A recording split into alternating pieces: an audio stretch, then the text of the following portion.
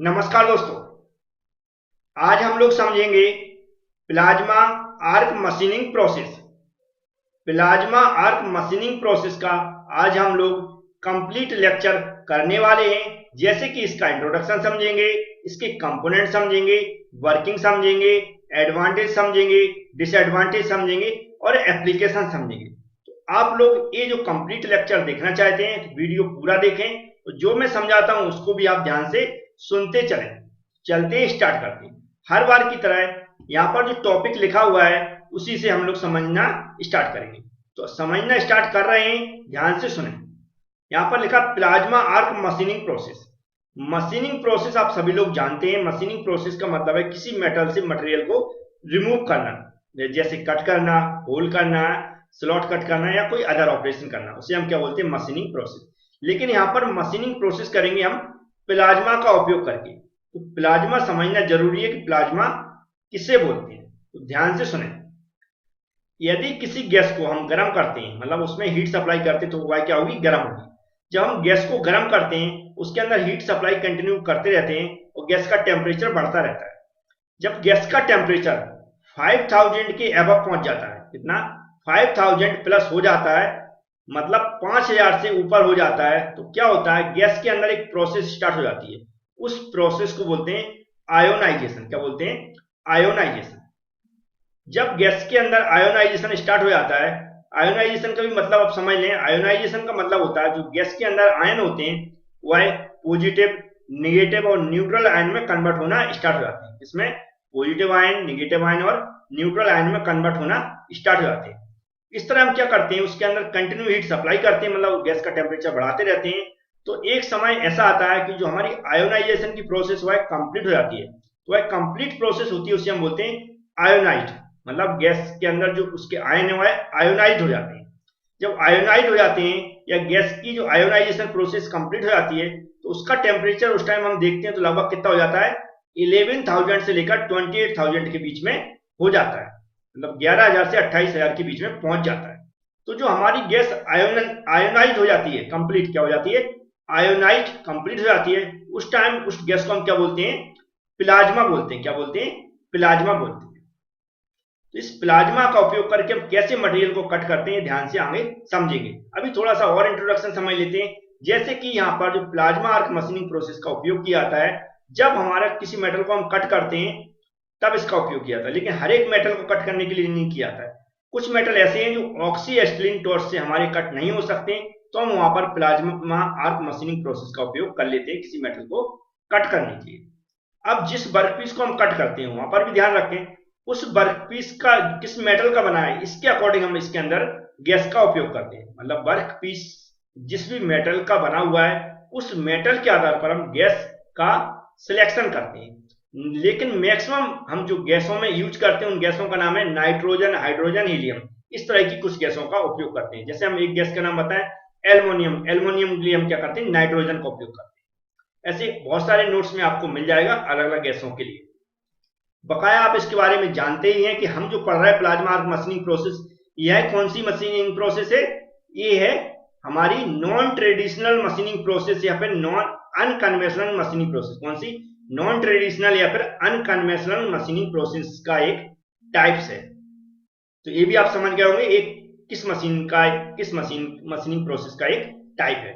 इसके बाद हमें समझना हमारे लिए जरूरी होता है कि यहाँ पर इसके कौन कौन से कंपोनेंट यूज किए जाते हैं और इसकी वर्किंग प्रोसेस क्या है। वह एक इंपॉर्टेंट प्रोसेस है, तो उस प्रोसेस को हम सबसे पहले समझ लेते हैं। अब यहाँ पर हम इस डायग्राम को समझा रहे हैं विथ कंपोनेंट एंड वर्किंग। ध्यान से सुनेंगे। सबसे पहले इसमें क्या होती है, प्लाज्मा गन होती है। क्या होती है, प्लाज्मा गन। अब प्लाज्मा गन यहाँ पर आपको लिखा नहीं दिख रहा होगा, लेकिन प्लाज्मा गन जिन भी कंपोनेंट से बनी रहती है वो यहाँ पर बने हुए हैं। जैसे यहाँ पर एक कंप्लीट आपको इतना हिस्सा दिख रहा है, इसको हम क्या बोलते हैं, प्लाज्मा गन बोलते हैं। प्लाज्मा गन के अंदर क्या क्या होता है, ध्यान से सुने।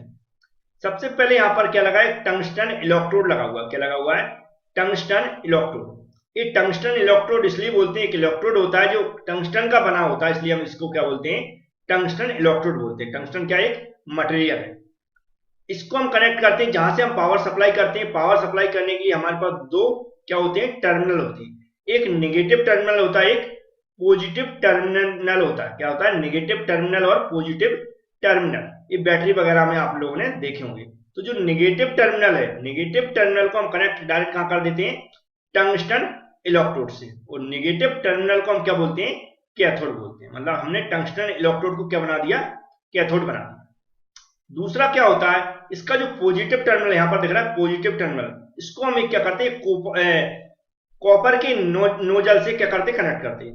कॉपर के नोजल से कनेक्ट कर देते हैं जो पॉजिटिव टर्मिनल को, जिससे नेगेटिव और पॉजिटिव आयन से क्या हो गया? आर्क क्रिएट हो सके। इसलिए हम क्या करते हैं? पॉजिटिव टर्मिनल को हमने कहा एक कॉपर के नोजल से कनेक्ट कर दिया। कॉपर का जो नोजल होता है, इसको हमने किससे? पॉजिटिव से कनेक्ट किया, इसलिए हम इसको क्या बोलेंगे? एनोड बोलेंगे। क्या बोलेंगे? एनोड। अब यहां पर क्या होता है? यहां पर हम गैस सप्लाई करते हैं बीच में। यहां पर आपको जो डॉट डॉट जो हमारी एरो दिख रहा है, ये हमारी, ये क्या होती है? इनके यहां से हम क्या करते हैं? गैस को सप्लाई करते हैं। वर्क पीस के अकॉर्डिंग हम गैस यूज करते हैं, मैं पहले ही बता चुका हूं। अब जो भी हम गैस यूज कर रहे हैं यहाँ पर, हम क्या कर, नाइट्रोजन कर रहे हैं या हीलियम कर रहे हैं या हाइड्रोजन कर रहे हो, वो कहां से? यहां से सप्लाई होगी। अब क्या होता है? यहां पर क्या लगा? यहां पर आपको एक और कुछ दिख रहा होगा, रेड रेड। इसे बोलते हैं वाटर कूल्ड नोजल। क्या बोलते हैं? Water cooled nozzle.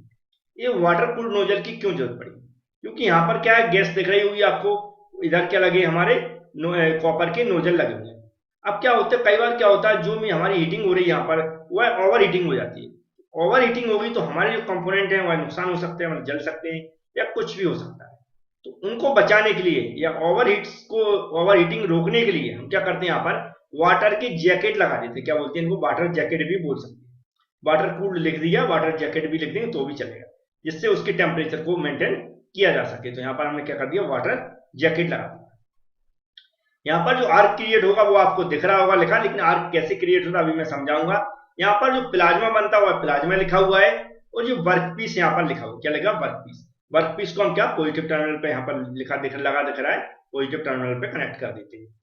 अब यहाँ पर ये तो हो गए कंपोनेंट के, इन कंपोनेंट का यहाँ पर क्या फंक्शन है, अच्छे से समझ गए होंगे आप लोग। अब हमें वर्किंग ध्यान से समझना है। सबसे पहले हम क्या करते हैं? यहाँ से पावर सप्लाई करते हैं। क्या करते हैं? पावर को सप्लाई करते हैं, मतलब स्विच ऑन कर देंगे। तो स्विच नेगेटिव टर्मिनल से क्या जुड़ा हुआ है? टंगस्टन इलेक्ट्रोड जुड़ा हुआ है, इसके अंदर पावर सप्लाई होने लगेगी। और जो हमारे यहाँ कॉपर का नोजल लगा रखा है, उसके अंदर हमारी पावर सप्लाई हो जाएगी। जब इन दोनों के अंदर पावर सप्लाई होगी और ये हमारे कहाँ? पास पास में है। पास में है तो निगेटिव और पॉजिटिव आयंस होंगे, जो भी हम यहाँ पर एक दूसरे की ओर क्या होंगे? अट्रैक्ट होंगे। क्या होंगे? अट्रैक्ट होंगे। अट्रैक्ट होंगे तो उनके बीच में क्या होगा? आर्क क्रिएट होगा। जब आर्क क्रिएट होगा तो हमारा क्या होगा? हीट उत्पन्न होगी। तो इन जैसे ही पावर सप्लाई करेंगे तो हमारे जैसे ही इनके अंदर करंट पहुंचेगा, नेगेटिव और पॉजिटिव टर्मिनल के अंदर, उनके बीच में क्या होगा? यहाँ पर आर्क क्रिएट होगा। जी यहाँ पर आर्क लगा है, ये आर्क कैसे क्रिएट होगा समझ गए? हमने जैसे ही पावर सप्लाई की, टंगस्टन के इलेक्ट्रोड यहाँ पर आपको दिख रहा है लगा हुआ है पॉजिटिव आयन पे, पॉजिटिव टर्मिनल पे, और जो नोजल लगा हुआ है नेगेटिव टर्मिनल, ये दोनों के बीच में थोड़ा सा जितना भी गैप है, उनके बीच में इतना गैप रखा जाता है कि जो हमारे इसके जो हमारा यहाँ पर कॉपर का बना हुआ नोजल, इसके आयंस और हमारा टंगस्टन के जो भी हमारे एटम्स हैं, वो क्या एक दूसरे के अंदर क्या होंगे? अट्रैक्ट हो जाएंगे, क्योंकि एक नेगेटिव पे एक पॉजिटिव पे है। जब अट्रैक्ट होंगे तो क्या होगी? आर्क क्रिएट होगा। आर्क क्रिएट होगा मतलब हीट जनरेट होगी। हीट जनरेट होगी तो क्या होगा? फिर हम क्या करते हैं? गैस को सप्लाई कर देते हैं। यहां पर आपको दिख रही होगी गैस को हमने क्या कर दिया? सप्लाई कर दिया। तो वहां पर क्या कर रही है? आर्क क्रिएट हुआ, हीट जनरेट हुई है, उस गैस को क्या मिल गई? यहां से हीट मिल गई है। जब गैस को हीट मिल गई तो गैस गर्म होना स्टार्ट हो जाएगी, उसको कंटिन्यू हीट मिलती रहेगी। जब हीट मिलती रहेगी, गैस धीमे धीमे गर्म होना स्टार्ट हो जाएगी, और लगभग उसका टेम्परेचर जब 5000 से प्लस पहुंच जाता है, 5000 प्लस पहुंच जाता है, तो क्या होता है?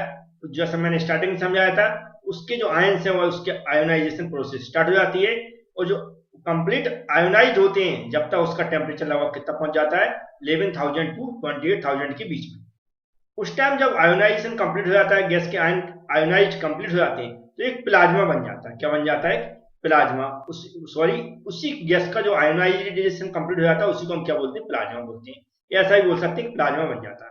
प्लाज्मा बन जाता तो यहाँ पर आपको दिख रहा होगा एक लंबी बीम टाइप की, उसकी जैसे हमने फिल्म वगैरह देखते ना, जब हमने फिल्म वगैरह देखा होगा कि जब कोई चीज लो टाइप की निकलती ना, उसे हम फ्लेम बोलते हैं। फ्लेम टाइप की एक बीम बन जाती है। क्या? एक पतली सी लंबी बीम बन जाती है।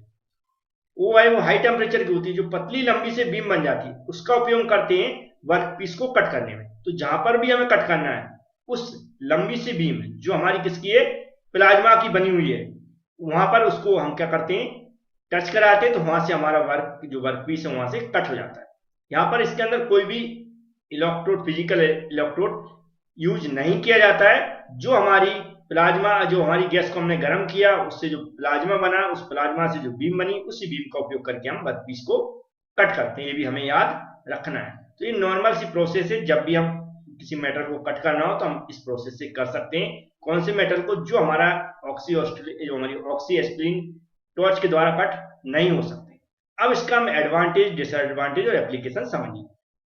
उससे पहले कुछ इसका डाटा दिख रहा है मुझे, तो उसको भी समझ लेते। करंट अप टू कहां तक, 5000 एम्पियर हो गया, वोल्टेज 3 to 250 वोल्ट हो गया, कटिंग स्पीड लगभग 0.1 से लेकर 7.5 मीटर पर मिनट हो गई, प्लेट थिकनेस जिसको हम कट करने अप टू 200 mm तक, पावर रिक्वायर्ड है 2 से 200 किलोवाट, मटेरियल रिमूवल रेट है 150 centimetre cube per minute, velocity of plasma 5000 metre per second. तो ये कुछ डाटा है जो इस मशीन में यूज किया जाता है, वो आप यहाँ पर देख सकते हैं। अब चलते हैं एडवांटेज की ओर। तो बहुत सिंपल एडवांटेज बड़े आसानी से याद हो जाएंगे। जैसे लिखा है, in plasma arc machining hard as well as brittle metals can be easily machine. जो ब्रिटल मेटल्स हैं उनको बड़े आसानी से मशीनिंग की जा सकती है उनकी। जैसे पहले हम लोग जानते हैं, नॉन ट्रेडिशनल मशीनिंग हो या फिर अनकन्वेंशनल मशीनिंग प्रोसेस हो, जिसमें हार्ड एंड ब्रिटल मेटल को हम कट करने के लिए या रिमूव करने के लिए उपयोग करते हैं। यहाँ लिखा है, it can be applied to almost all type of metals. मतलब स्पेशलिटी इन मेटल्स की होती है, लेकिन हम ऑल टाइप्स ऑफ मेटल्स से कट कर सकते हैं। The best part of this process is that we get high cutting rate. इसका कटिंग रेट होता है वह हाई रहता है, मतलब स्पीड से काट सकते हैं। We get a better dimensional accuracy, मतलब जो डायमेंशनल एक्यूरेसी है वह अच्छी रहती है। मशीनिंग स्मॉल कैविटीज में क्या होता है, केस में भी काट सकते हैं। It is the simple process to carry out and very efficient process. मतलब एक सिंपल प्रोसेस है, बहुत ज्यादा टफ नहीं है, नॉर्मल पार्ट्स होते हैं, बड़े आसानी से हम इसको ऑपरेट कर सकते हैं। It take a big part in automatic repair to jet engine blades. Jet engine blades है उसमें भी हम इसका उपयोग कर सकते हैं। अब चलते हैं डिसएडवांटेज की ओर। तो जैसे सबकी डिसएडवांटेज होती है, इसके भी कुछ कॉमन डिसएडवांटेज, जैसे कि सबसे पहले लिखा हुआ है, यह थोड़ी महंगी रहती प्रोसेस। नॉर्मली सभी जानते हैं महंगी होगी। इसके अलावा जो इसमें इनर्ट गैस हम यूज करते हैं उसमें ज्यादा उसका वेस्टेज हो जाता है, कंज्यूम हो जाती है गैस। इसका production of narrow surface takes place which is unnecessary. जो भी हमारी जो सतह है नैरो सरफेस वाली है, उनमें अनावश्यक यूज है इसका। The most harmful part PMA का क्या रहता है इसमें, जो इसमें जिस भी मटेरियल कट करते हैं उसमें कुछ परिवर्तन हो जाते हैं, क्योंकि हीट का उपयोग कर रहे हैं। इसके अलावा जो ऑपरेटर वगैरह होते हैं, इसको प्रिकॉशंस की आवश्यकता होती है। तो कुछ डिसएडवांटेज इसको भी आप नोट कर सकते हैं। अब एप्लीकेशन समझ लेते हैं। यहाँ पर कुछ एप्लीकेशन लिखी, जैसे इसका उपयोग मतलब ज्यादातर बोला जाता है, मतलब मैक्सिमम उपयोग, कि क्रायोजेनिक जो हाई टेम्परेचर है और जहां पर कोरोजन टाइप की हमारी क्या क्या बोलते हैं, मेटल जो होते हैं, जो एलॉय मेटल होते हैं, उनके लिए यूज किया जाता है। और इसका उपयोग जो और टाइटेनियम प्लेट है जैसे 8 mm तक की, उनके लिए भी यूज किया जाता है। और इसका जो हमारी परमाणु पनडुब्बी है, जिसे हम क्या बोलते हैं, सबमरीन पाइप सिस्टम, इसमें भी इसका उपयोग किया जाता है। स्टेनलेस ट्यूब और ट्यूब मिलों से संबंधित भी इसके उपयोग किए जाते हैं। तो ये एक कंप्लीट लेक्चर था, बड़ी आसानी से आप समझ सकते हैं। इसके नोट्स अवेलेबल है एप्लीकेशन के अंदर, एप्लीकेशन में आपको डाउनलोड करना है, उसको समझना है। नहीं तो डिस्क्रिप्शन बॉक्स में एप्लीकेशन की लिंक का एक वीडियो दिया है, उस वीडियो को देखकर भी एप्लीकेशन से प्राप्त कर सकते हैं। Thank you friends.